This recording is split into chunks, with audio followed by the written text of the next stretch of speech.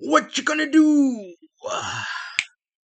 So, normally I do ministry, I do Bible smack, and all that kind of stuff. And today is going to be a little bit more secular, you know. But I am a wrestling fan since 1987.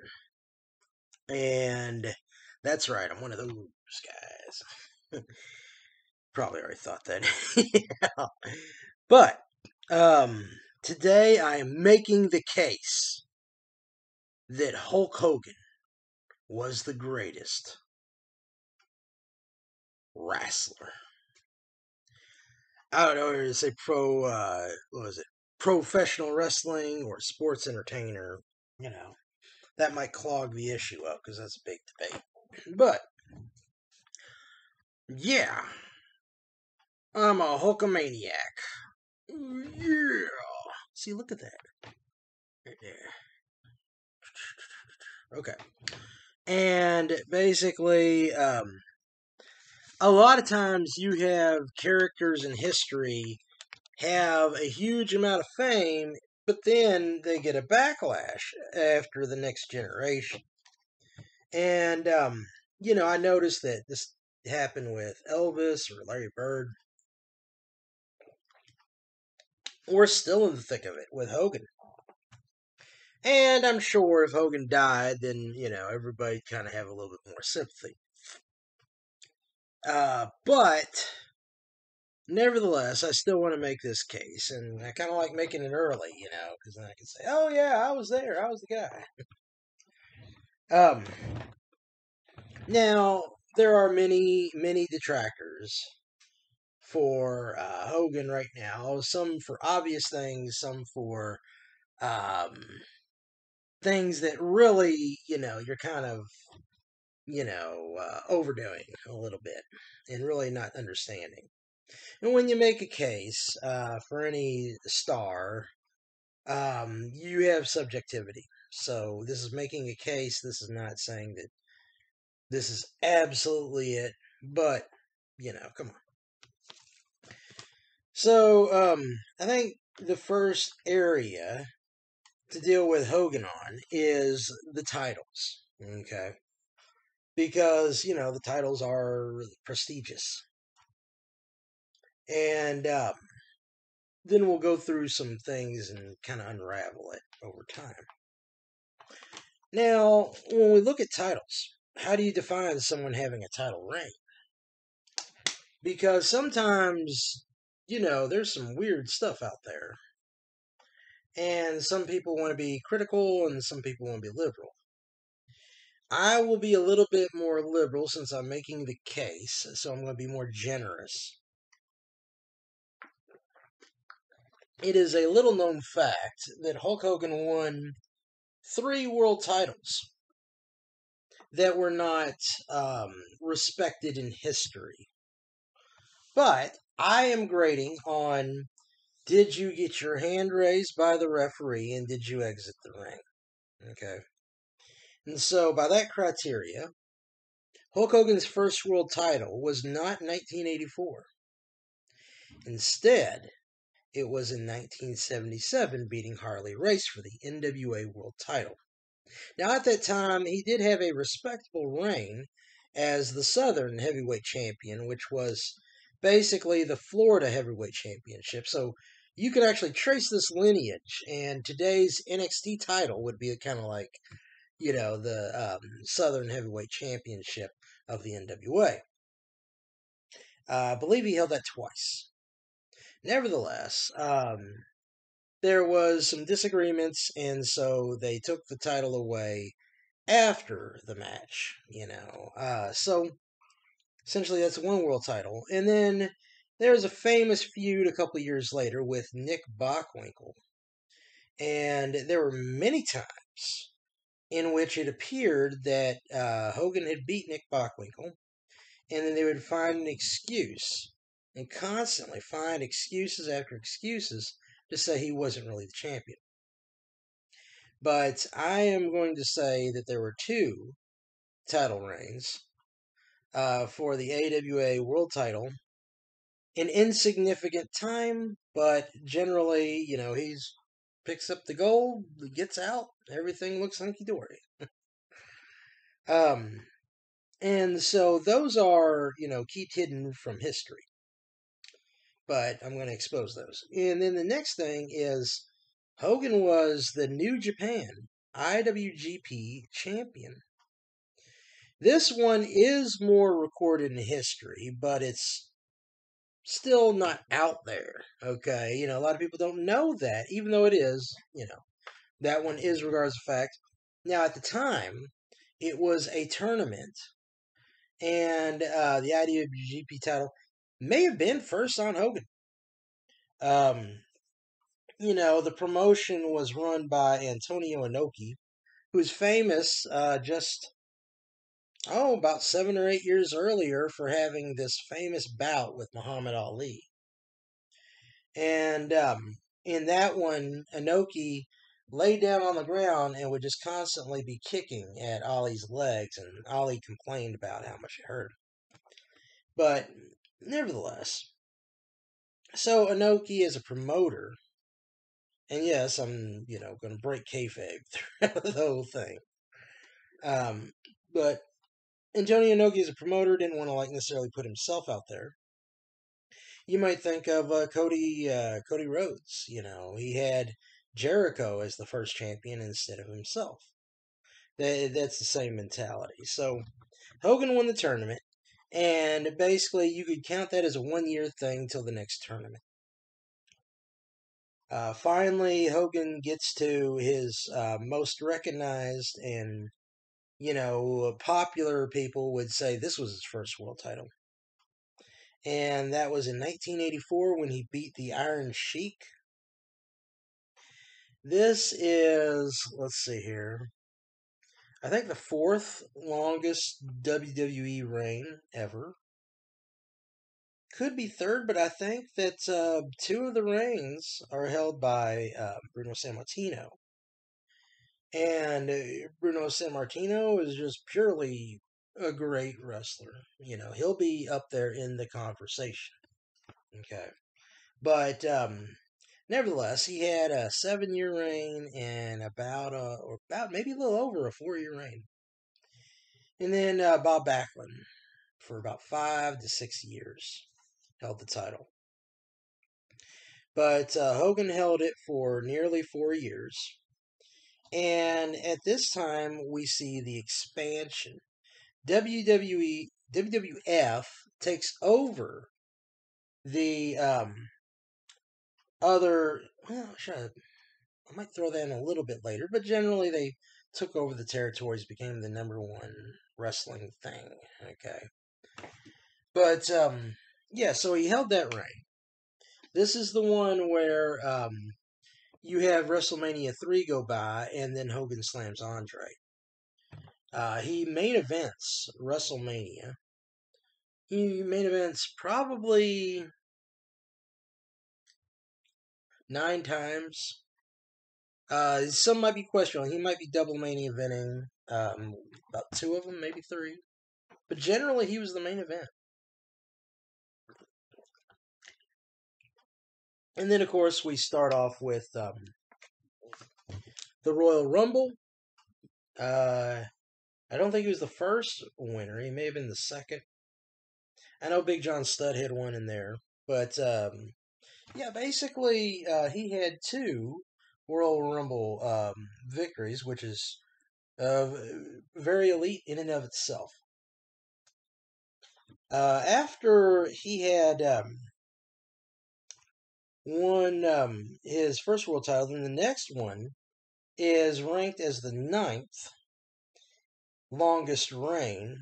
It could be 10th because Roman Reigns has been doing pretty good lately, so he had that real long. Well, he might. Yeah, I think he's still doing his long reign. So yeah, that's probably it. However, I don't know. Is that the world title? No, I don't think it's the world title. Is it? Is he universal? Well, okay, we'll talk about that subject a little bit after this too. So he has another long world title reign. Then,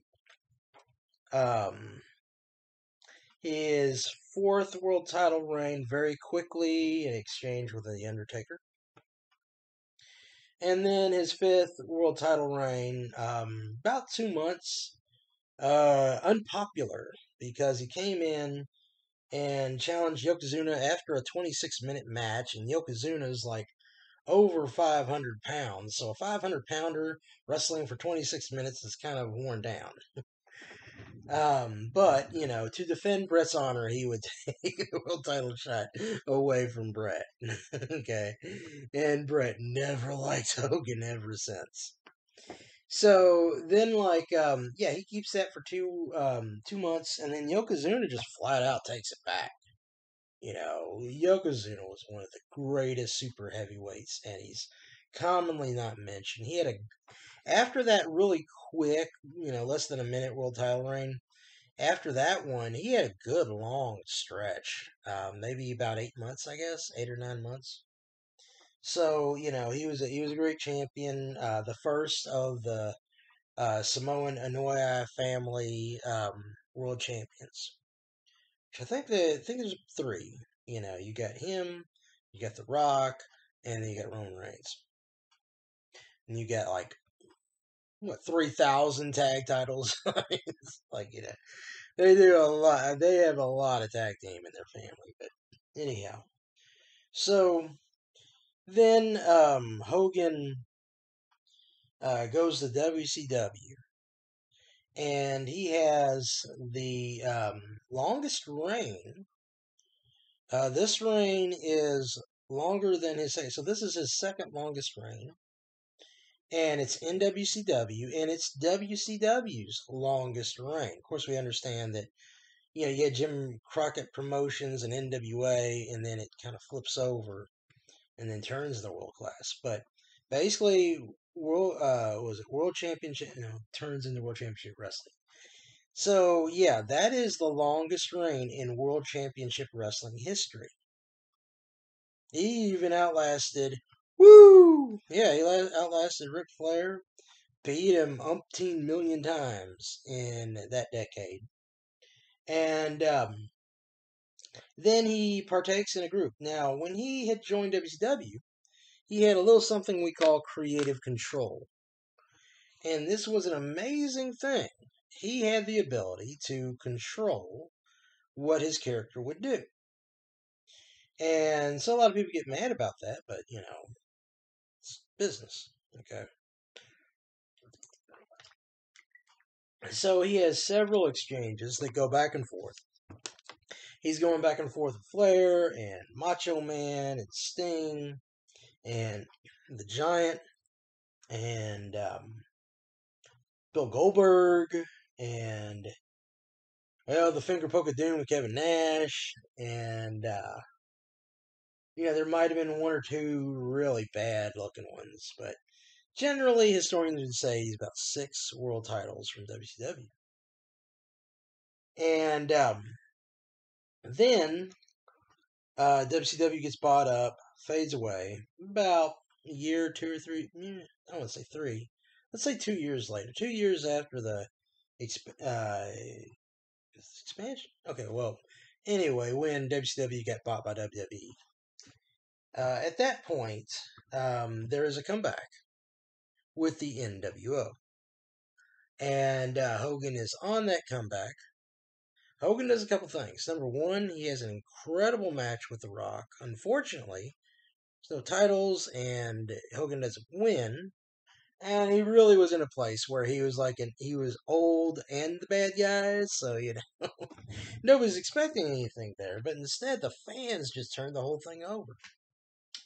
Well, anyhow, then you get a unified world title reign. Chris Jericho had just unified the world title, and Triple H beat Chris Jericho, and then Hogan beats Triple H. And somewhere along here, there's also an incredible match that Hogan and Vince had where Hogan has won, or Hogan beat Vince McMahon at WrestleMania. But so the unified world title is probably about 2 months, maybe. And I'd have to go back and remember because they unified the titles, so I don't remember if he was holding both titles at the time. I would think not, but I don't know. Chris Jericho had two for a while. I think it did unify though, so I think there was one belt he was holding. Nevertheless, then his career kind of goes on, and he really retires from active wrestling around 2011. But he's still making guest spot appearances every now and again, even in these days. Now, so this is really kind of more of the kayfabe look. And what else do I want to address? Now, there's a lot of criticisms of Hogan. One thing is a criticism is his wrestling ability. They say, oh, he doesn't have the ability to wrestle. This is factually error. We know this because he was trained by some of the Japanese wrestlers.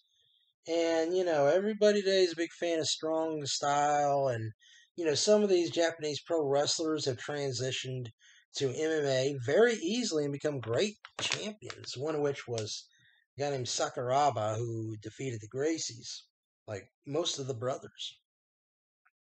So, a great reputation in Japanese wrestling. And Hogan was their world champion at one point. And whenever you see Hogan wrestling in Japan, he will display an arsenal of amateur wrestling holds. Sometimes, I forgot the Kazori kick, but basically it's like a jumping roundhouse kick to the head. And, basically he's got several MMA holds that he'll use, different types of martial arts arm bars and stuff.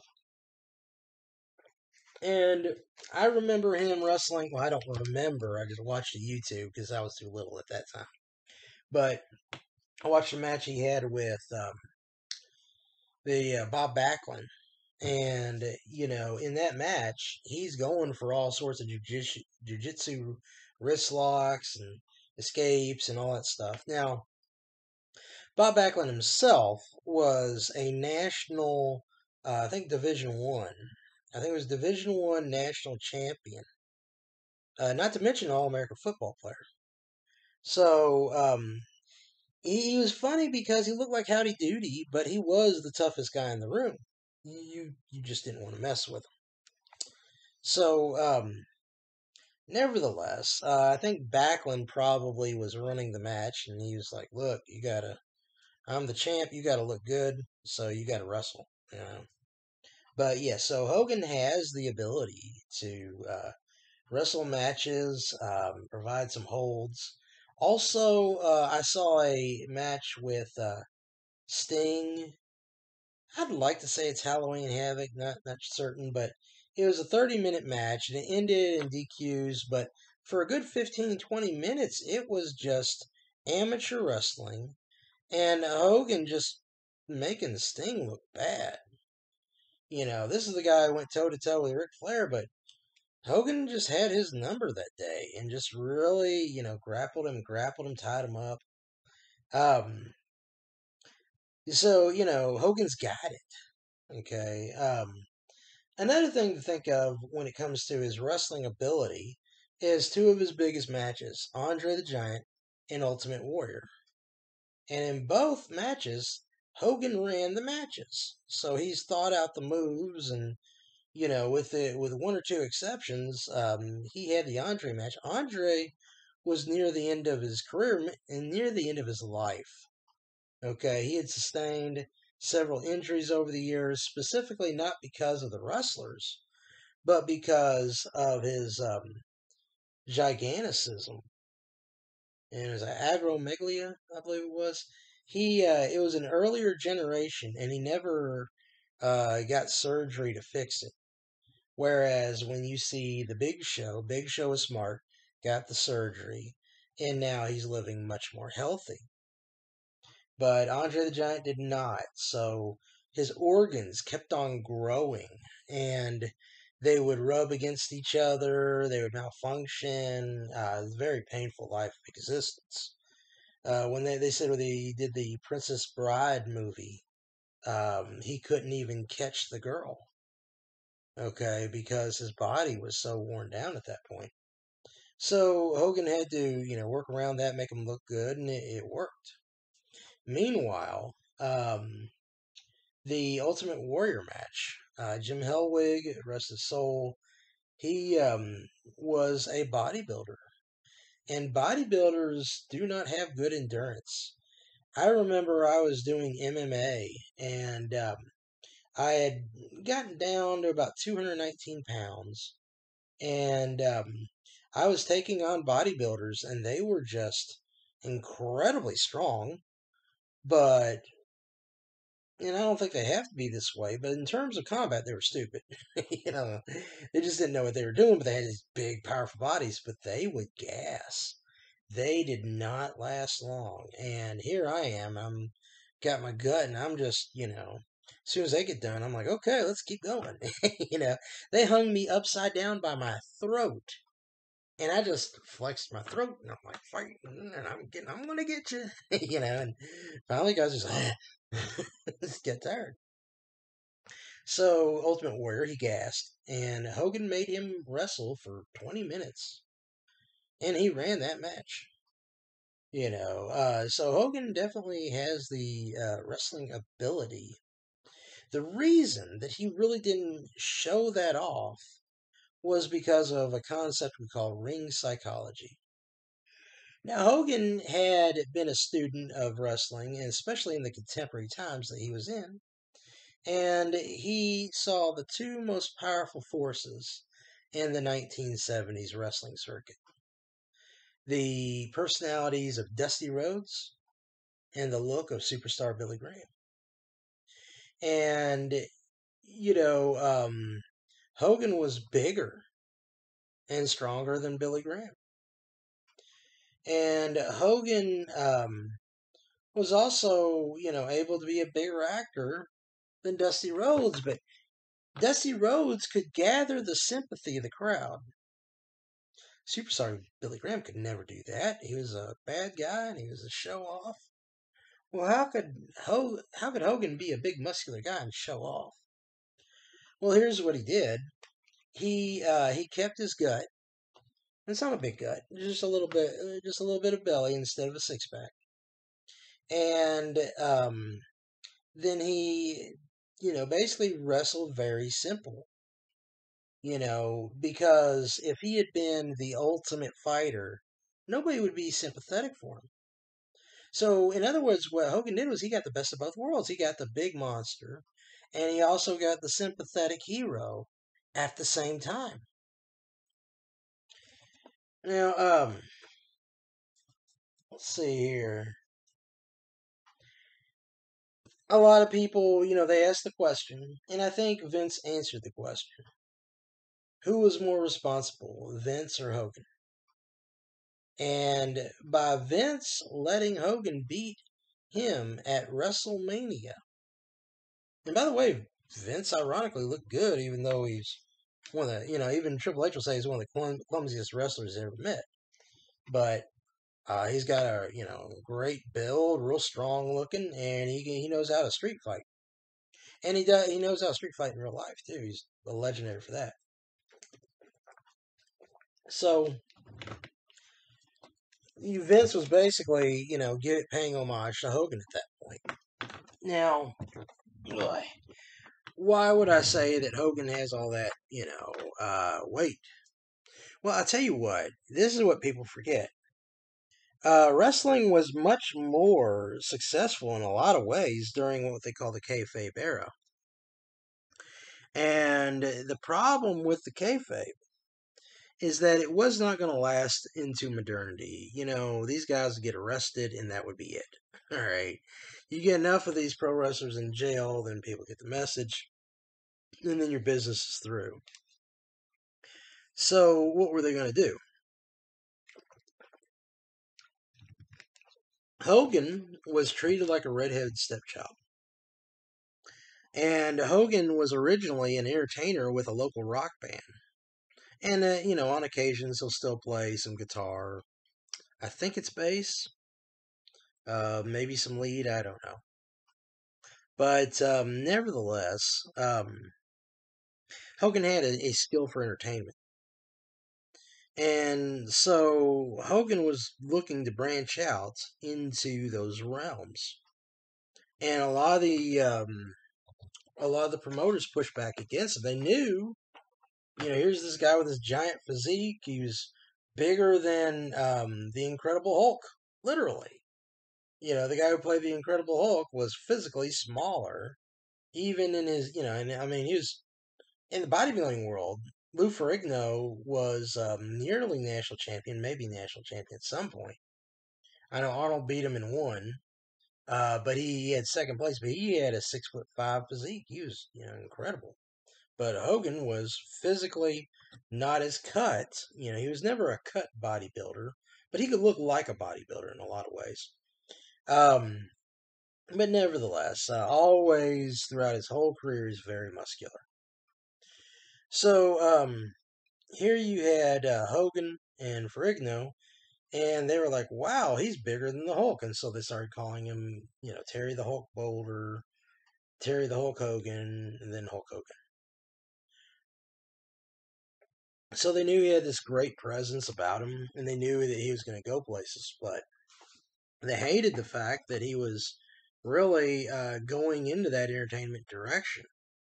In fact, Tony Atlas in an interview talked about how they were basically claiming, I don't know if they were claiming, but they were like, he was calling him stupid, like I hate this word. I mean, I know it's technically came from a logical place, but the word retarded. They were calling him names, they're treating him like trash. They didn't like him. Okay, they were just like, he's a mark, he's no good, blah blah blah. So, the system was set, and the system was set to fail. But then Hogan got a call from Hollywood, and wrestlers were not allowed to talk with Hollywood. But he risked his whole career to go ahead and do that, and he got fired by Vince McMahon Sr. for it. And so when he did, essentially, he ended up in a movie that is a legendary classic, Rocky 3. I know there was one or two different Rocky movies that got a Oscar. Rocky 1 did. And so this is, going down forever. And so he just is in the right place at the right time. And while he's in AWA, he becomes a face finally. They were trying to make him a heel. But he becomes a face finally. And he started marketing. He started marketing his T-shirts. And, we think about the Hulk Hogan. He rips it and all that kind of stuff. He also had the foam finger. Okay. He was the foam finger guy. I don't know anybody else who's doing the foam finger. But basically, if you ever seen it, it would be like a giant foam glove. You put your hand in it, and it's got a finger that's like about a foot long, maybe bigger. And you're just like, and so all the kids, but he had this marketability. Okay. So when Vince got a hold of him, he was already a commodity of himself. And then what does he do? Well, he really, has WrestleMania focusing on him. I mean, with a little bit of partnership. I mean, obviously, Mr. T, Rowdy Piper, Paul Orndorff, and Bob Orton. So you got moving parts. Oh, Muhammad Ali as the referee, I believe. So, you had a bunch of moving parts, but generally he was the star. Now, the whole engine of the 1980 WWF guys was Hulk Hogan. Carried the whole company. And everybody knew it, and people, he was the golden goose, and, you wish you could wrestle Hulk Hogan, because if you wrestled Hulk Hogan, you were getting a good payday. And there are guys that talk trash about him, but the guys who actually wrestle with Hulk typically aren't that bad. Typically they realize they got something. The wrestler Kamala, He had a terrible ending in his life. He was just a poor man, and from start to finish, I mean, he never even made it to high school. Okay, but even though a lot of people took advantage of him, whenever he wrestled Hogan, Hogan took care of him, had him in a nice hotel, and then gave him a payday after the fact. So, Hogan treated his friends well. Now, let's see here. There's many different aspects, and I know that Hogan once said something about selling out Madison Square Garden nearly 50 times.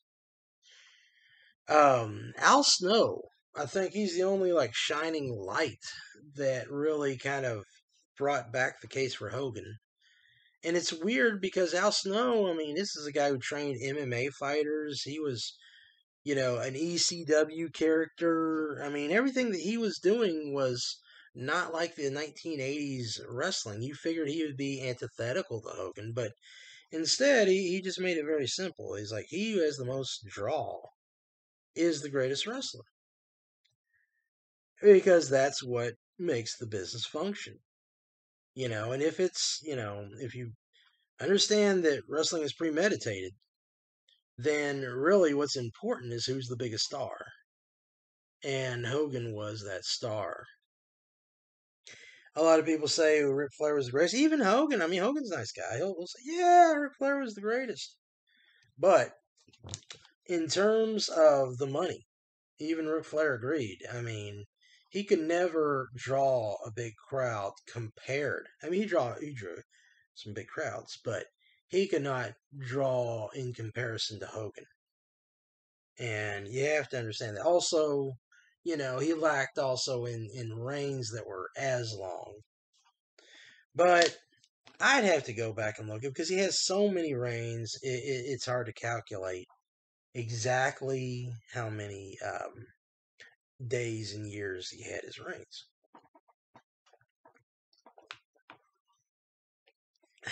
Now, so let's see here. We talked about um,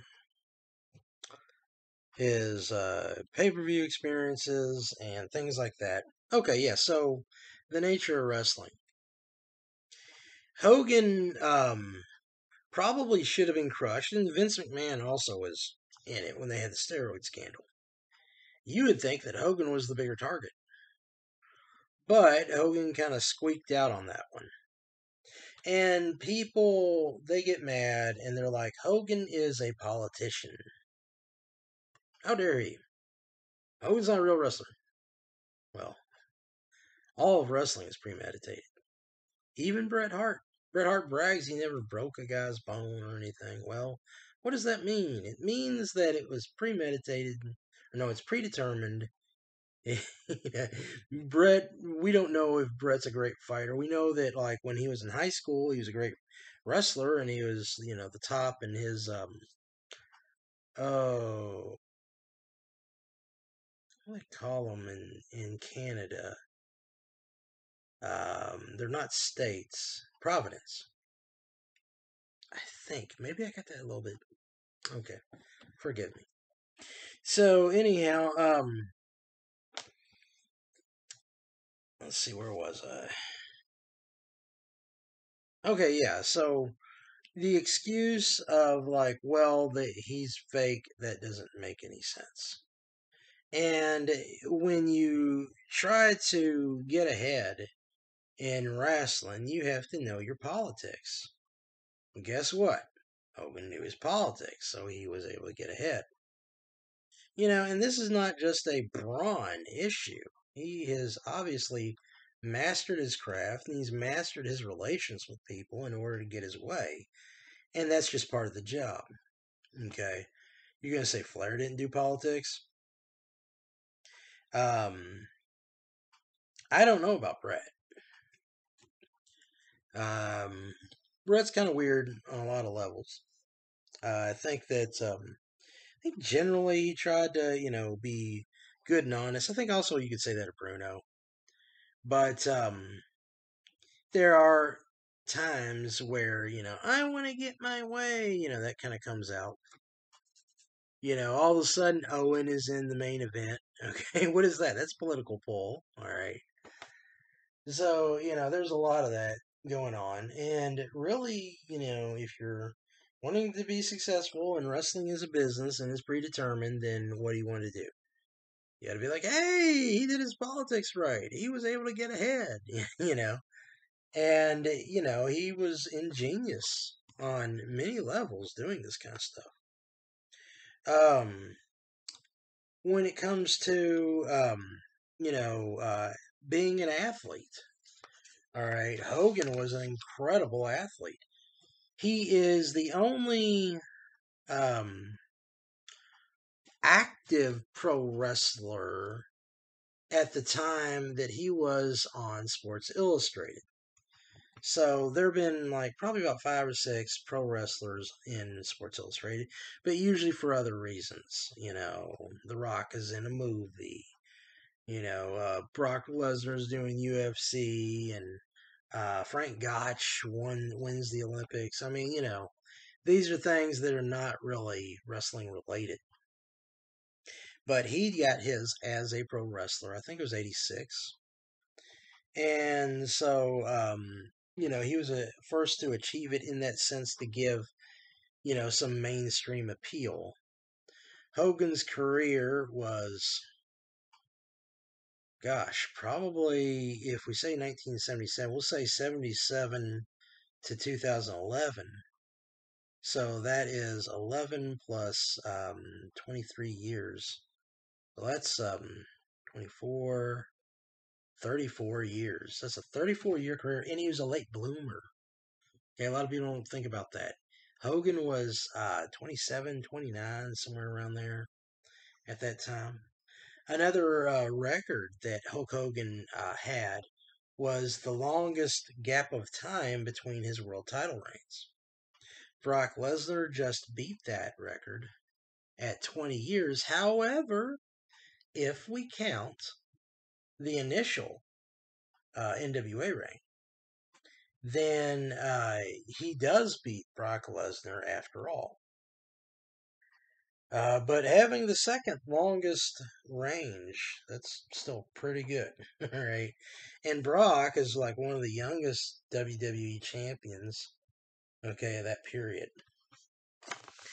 Now, he could tell a story in the ring, and, people give him a lot of grief. Why? Because Hulk Hogan's primary audience was youth, children, little Hulkamaniacs, okay, saying our prayers, eating our vitamins. That's kind of how he did it, right? So,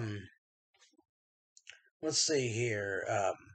He was incredible, and he was this idyllic hero especially during the period from, let's say, the mid 80s to the early 90s. It was something to behold, and he drew massive, massive crowds. Okay, and so essentially, he was the guy. And let's see here. He also, branched out. He did the movies, and I want to say, there's some that seem to be decent. Um, of course, he got that initial pop with No Holds Barred, but a little bit too just one dimensional. It's like, that was definitely his role, right? But I really felt like Suburban Commando was my favorite. It was a action comedy. Christopher Lloyd was in it. The Undertaker was in it, but a couple other stars. It was some decent stuff. And, had some good lines, pretty funny. I still remember some of the lines when I hear them.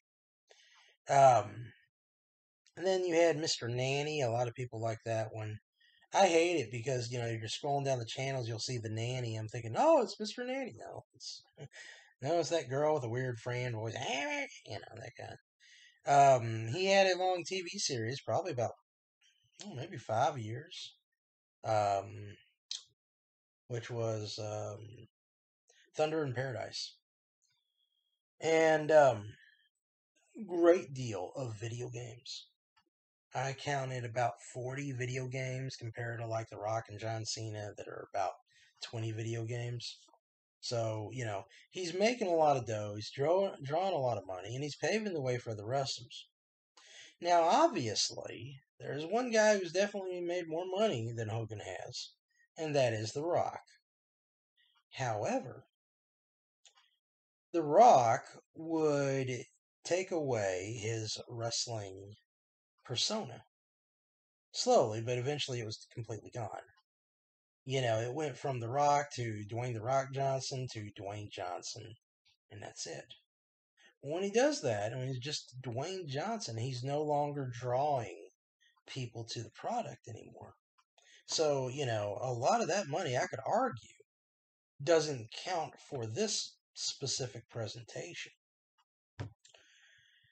And then also in the debate, as far as dealing with The Rock, he won over the crowd for the WrestleMania in which they fought.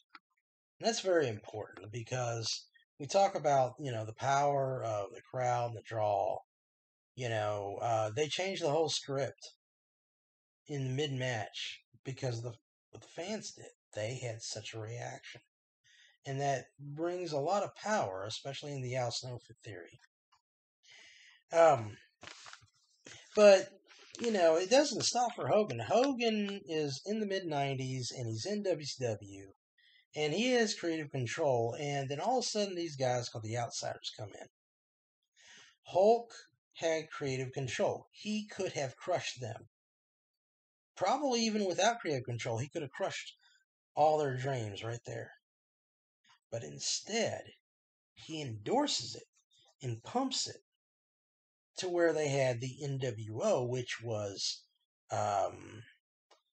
close to the start, maybe even the start of the whole Monday Night Wars. And he is providing a revolution, at least in WCW. But that chain reaction goes into WWF. So, decade 2, he is the game changer. He's not even the promoter. He's the game changer. He's the game changer just as a wrestler. And he did use a lot of master politician stuff. And when they do this stuff, you also have to remember the storytelling. We hate Hogan for going up to Nash and doing the finger poke of doom. But Hogan was a bad guy. He was supposed to do that thing that you hated, and he did it well. He not only was the most popular wrestler of the 1980s, he was the most hated wrestler of the 1990s. He had sway, and at the end of it all, he defeats Vince McMahon at WrestleMania. That's what you have to remember to focus on. So he has unparalleled. I mean, he even beat the boss's son, Triple H, for the title. Okay, he asserted himself and he asserted dominance. Meanwhile, he is an ever-present entrepreneur with tons of different products that he introduces to people. Many of them not making it very far, but at least he's getting out there. He also does a lot of charitable work. Obviously, John Cena eclipsed him in charity work, especially for Make-A-Wish. But you also have to remember that Hogan does probably about 4 or 5 other charities along with this.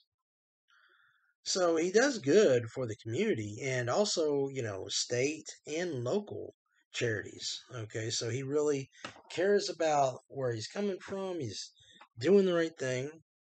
And then he reinvents himself and he goes into a reality show that we call Hogan Knows Best. Now, the real Terry Bollier dies. Okay, not physically, but as a human being, as a reputation. He destroys his own reputation and the reputation of um, of his character, and his family falls apart. Some of which is, you know, has to you have to bear responsibility. So I think that his relationship with his wife, I do kind of take him over her. But he gets into a deep depression, gets into horrible alcoholism as his family has now left him and his fortune is drying away. And he makes very stupid, very immoral decisions. And, he has to pay. He's still paying because he made a racially insensitive remark. I mean, honestly, there's a taboo subject, as a father talking about his daughter, and I think most people can understand that him being in a weird state, and at that time he was intoxicated. All right, so that's not a big deal, but it still leaves a mark. And honestly, it was an evil deed. He was with a friend who wasn't really a friend, his wife or whatever, and so it was pretty sick. And I think this is the reason for the backlash. But Hogan still toodles along, and really, as far as behavior, I mean, obviously his family relationships fell apart. But then you have to ask him, what are you expecting of the wrestler? Flair had many broken homes. I mean, not just one. I mean, he's like, woo, woo, woo. He collected more wedding rings than he did Hall of Fame rings. Okay. But, so a lot of these great guys, even Bret Hart divorced. I mean, it's just, if true morality is the test, then, a lot of these guys are failing anyway. Some of them, did better. I don't know much about Bruno Sammartino's personal life. I know that he was apparently a good old guy, and he didn't do steroids, and he was almost as strong as Hogan. Okay, he was shorter, but he could do the big body slam too. So, I think that that's another reason why the biggest question mark would be taken on Bruno. But the problem is with Bruno is that he's part of the kayfabe system, which was going to die. And all they were doing is profiting off of a system that was bound to fail. Hogan actually provided a way out, really making sports entertainment what it was. Vince helped along with that. Vince probably added just as many ideas as Hogan did. All right, so I don't want to totally discredit Vince, but I think that Vince wouldn't be where he was at if Hogan never existed. See what I'm saying? So, let's see here. So yeah, he's affected history. Um,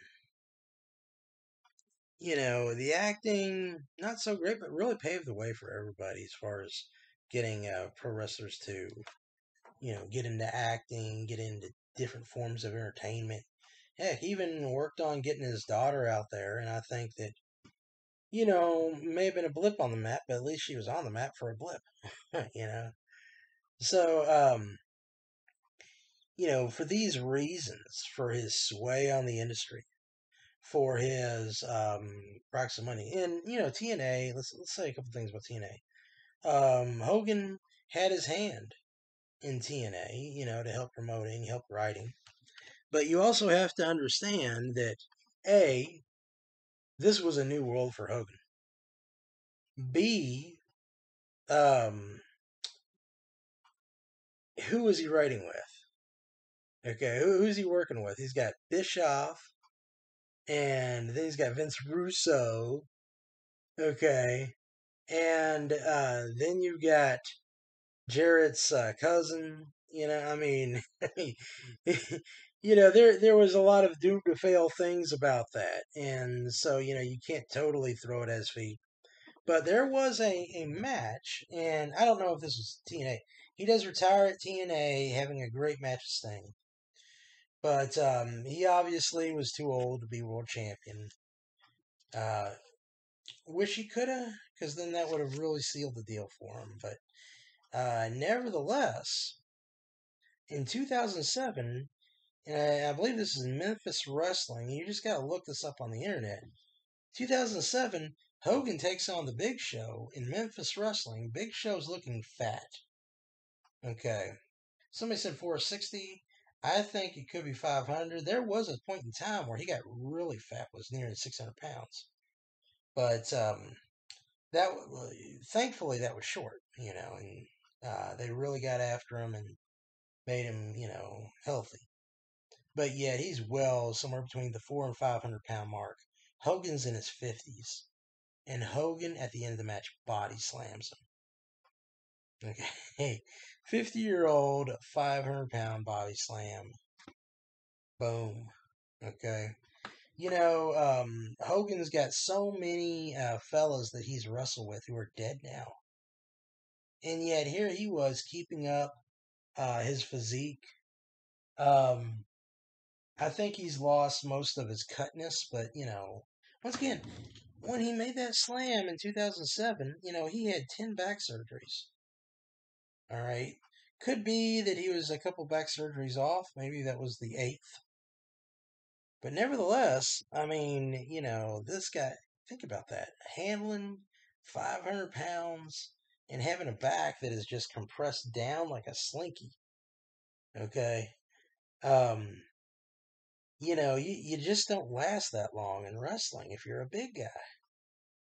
And he did, and he kept it up. And, a lot of toughness. Broke his nose half a dozen times, hip surgeries, knee surgeries. I mean, he's had it all. And so, with this all in mind, that is my case for Hogan as the greatest. I won't say GOAT because it kind of gets that by Falmouth thing, but anyway, catch you later.